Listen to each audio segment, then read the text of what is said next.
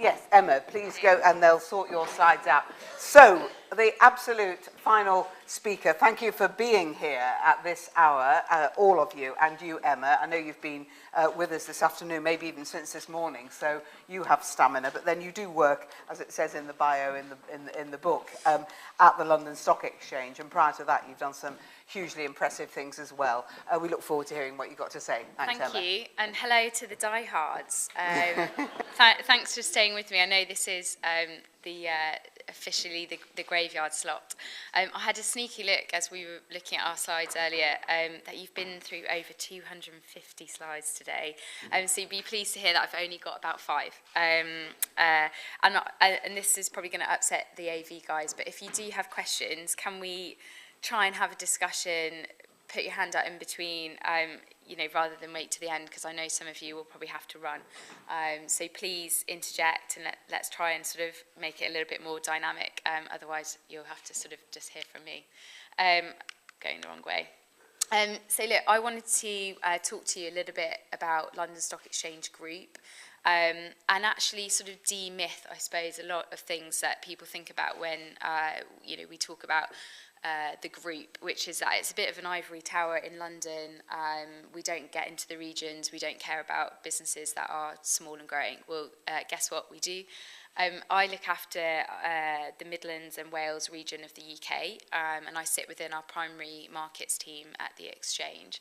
And our role is to get out there and talk to companies, investors, advisors about what their options are when they're thinking about looking to raise finance. Just to sort of give you a landscape to work from, I want to take you what is our funding ladder here. And a little bit similar to some of the other things that I've seen today, and I'm pleased that everybody is thinking about finance as a journey that businesses go on, right from sort of concept stage, friends and family, expansion, through to the large and listed corporates.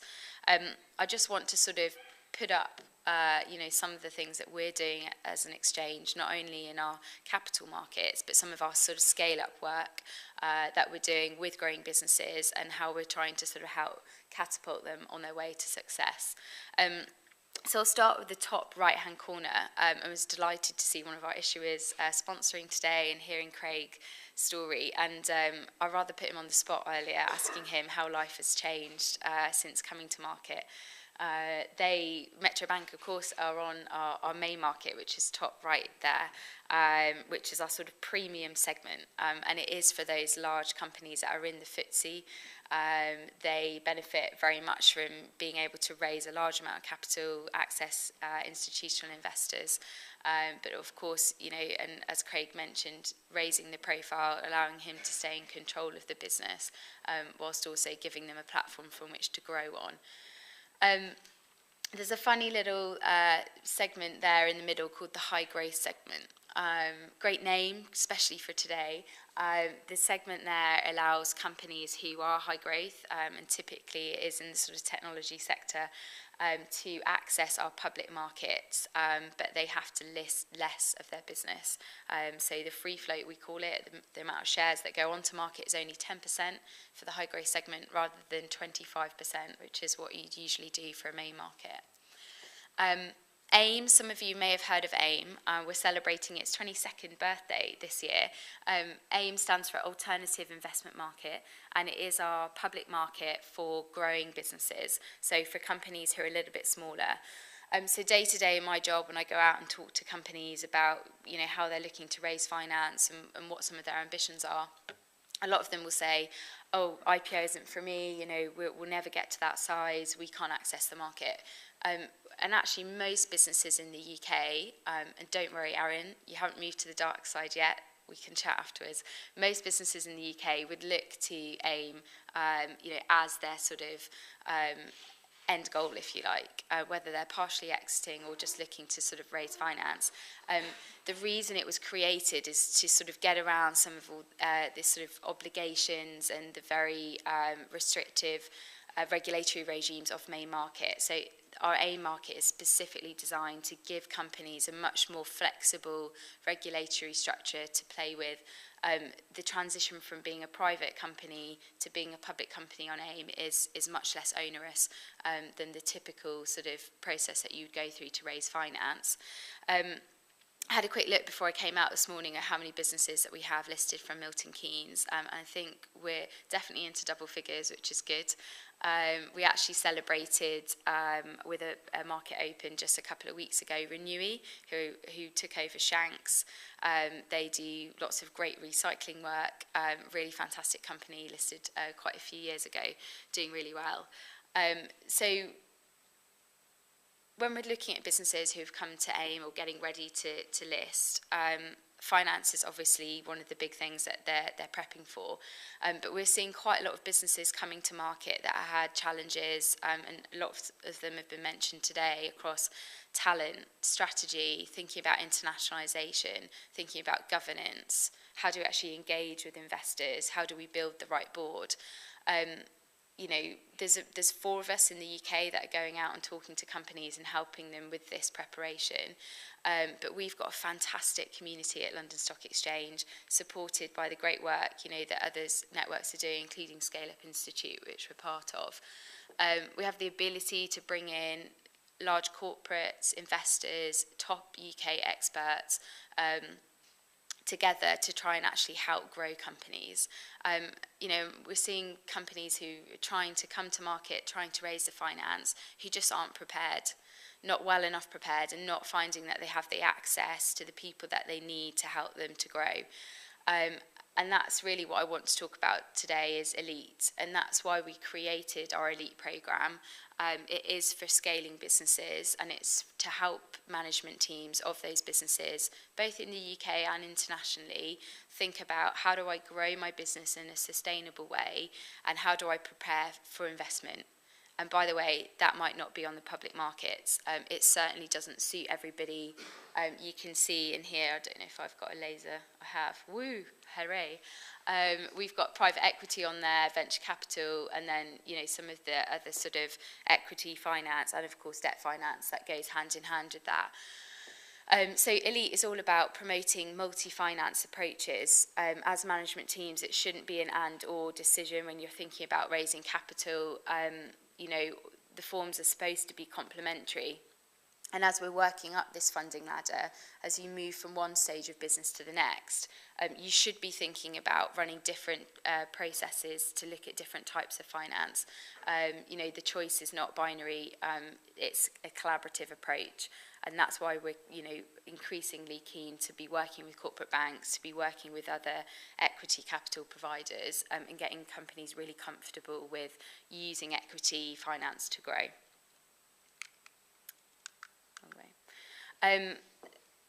You may have seen this snapshot actually when Craig was talking earlier. One of the publications that we've been running for the last 3 or 4 years is 1,000 Companies to Inspire Britain. There may even be people in the room who have been profiled in the book. Congratulations if you have.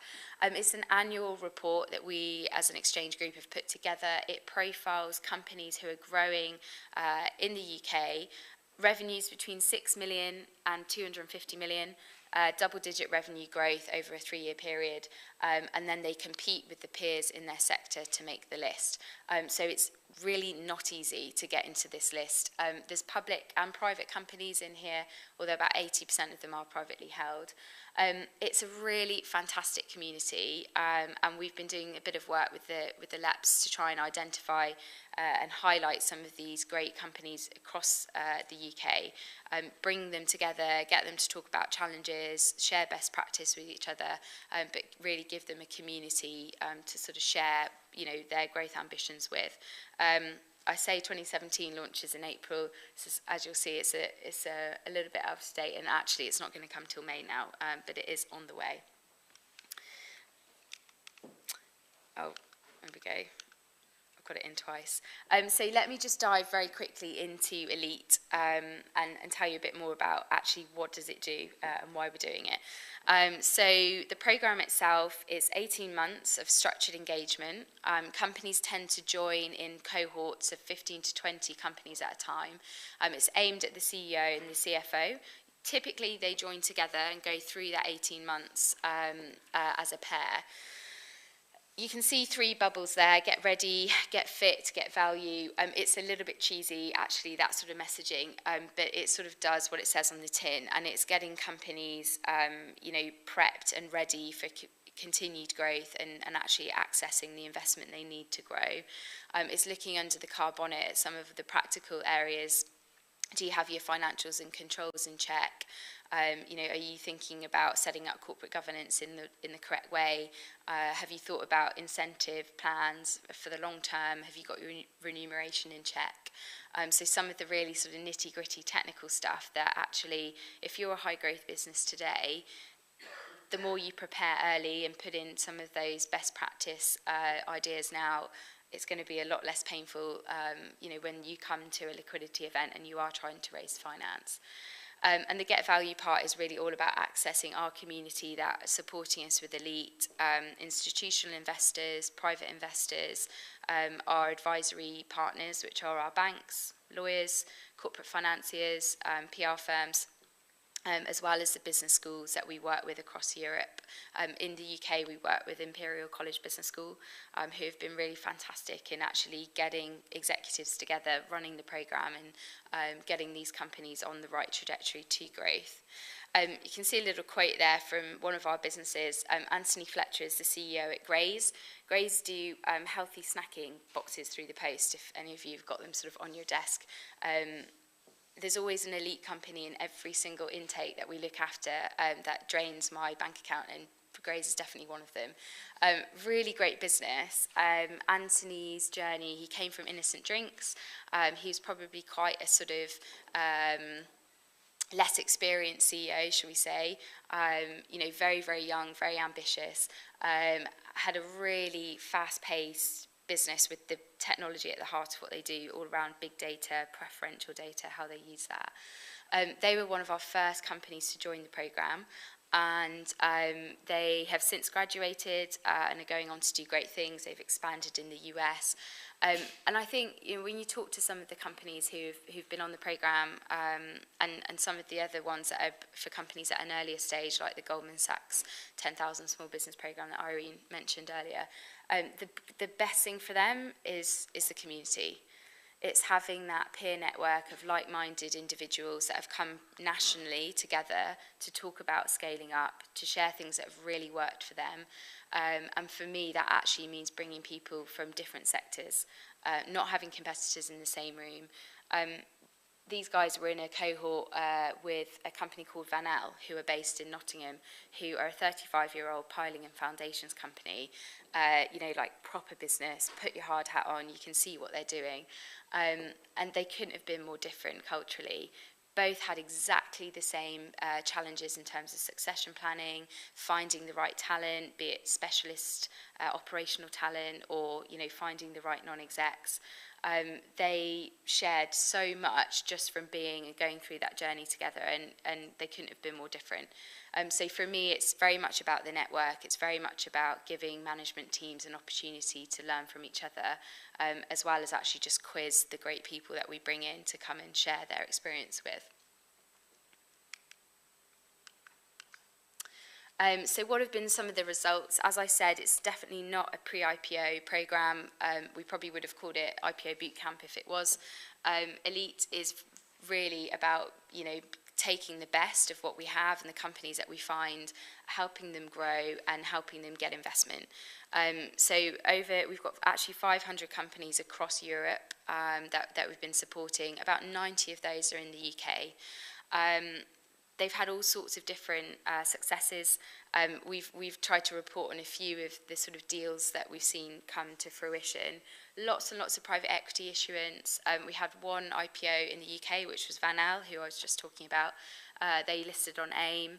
They raised 40 million on an 80 million market cap, and are doing really well, trading very well. The rest of the IPOs have been international ones.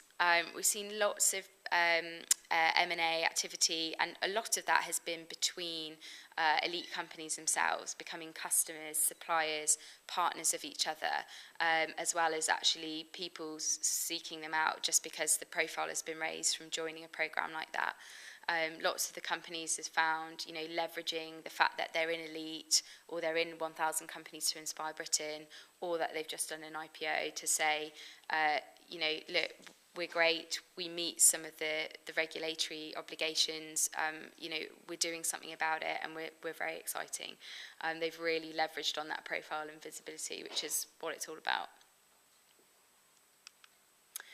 So who are we looking for, and how do you know if you come across an elite company, or if you even are an elite company yourself? We're looking for revenues of over 5 million. And that's really to try and draw this distinction between the great support that's going on at the startup phase and the transition then into scale up. We feel like there is a lot of local, regional support in that area, and then when you get beyond that, perhaps you've grown out of that sort of network, you feel like actually you want to be challenged nationally and want to be thinking about what's that next sort of big ticket investment that you're working towards. Willing to commit for that 18-month period at the most senior level. As I said, it's typically CEO, CFO. Any female CEOs out there, there's a 50% scholarship available to you. Elite is a paid-for programme. It's £15,000 for that 18-month, and that is per company. So if you are a female CEO, £7,500, that's not bad at all. Application process, typically it's a chat with one of us in our UK team to think about some of the challenges that you have as a growing business. The last thing we want to do is work with you on a programme where we feel like actually we're not at the same level in terms of the discussions that we're going to be having.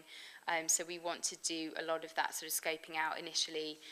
There is an application form to go through, the due diligence, and that's really to make sure that when we're building that cohort of 15 to 20 businesses, we don't have competitors in the same group, that people of a similar size, when we join. So our next intake is joining at the end of April, 27th of April, and that will be cohort 7 for the UK, and the one after that is in November of this year. We have made a huge investment into launching and running Elite over the last 4 years in the UK and longer internationally. The programme is here to stay. We're incredibly committed as a primary markets team to supporting scaling businesses. We want to try and work with partners regionally, and the LEPs have been great in helping us, meeting some of their high growth businesses. But we want to support you in a number of ways. One of them is if you're a company and you want to talk about joining Elite or doing an IPO, great, please come and speak to us. We're out in the regions, but always happy to come and spend the time. If you're working with scaling businesses, or indeed you're looking at launching and running a scale-up program of your own, come and find out. This is not something that the Exchange was used to doing, running a program for execs. We've learnt a lot from doing that. What works, what agendas work really well, what great companies that we can help you come and speak. We want to share that with you regionally. We want to build growth programs nationally. So come and let us help you with those. And likewise, if you're wanting somebody to come and speak about finance or want to find out a little bit more about IPO, Elite, we're always really happy to come and talk to you as advisors, as investors as well. So I think my headlines are use us a bit more effectively. We're here to help you. And if you're a growing business yourself and you're reaching a stage where you're thinking about some of this might be relevant, really happy to speak to you and see where we can help. Happy to take any questions. I've sort of flown through that, but given it's the sort of last session of the day, hopefully we can have a bit of a discussion. Terrific, thank you. Thanks very much indeed.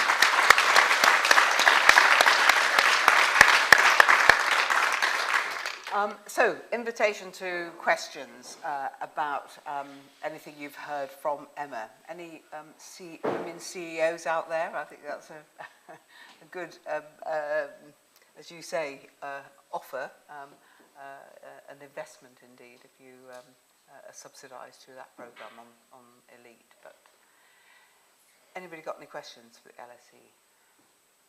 Doesn't have to be on Elite, could be on IPAs, yes, could be on yes, market on update. No?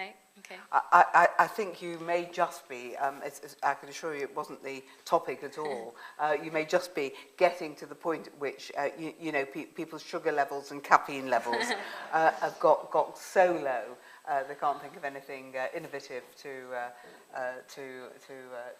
ask, and all the questions have been answered. So we'll just give it one last moment. But. Okay.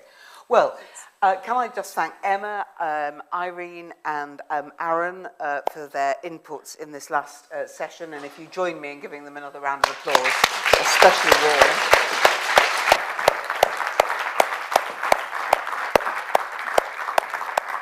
Because it's really not hard to do that after, not easy to do that after 3:30 slot. So you'll be pleased to know that you've heard absolutely enough from me for the whole of the day.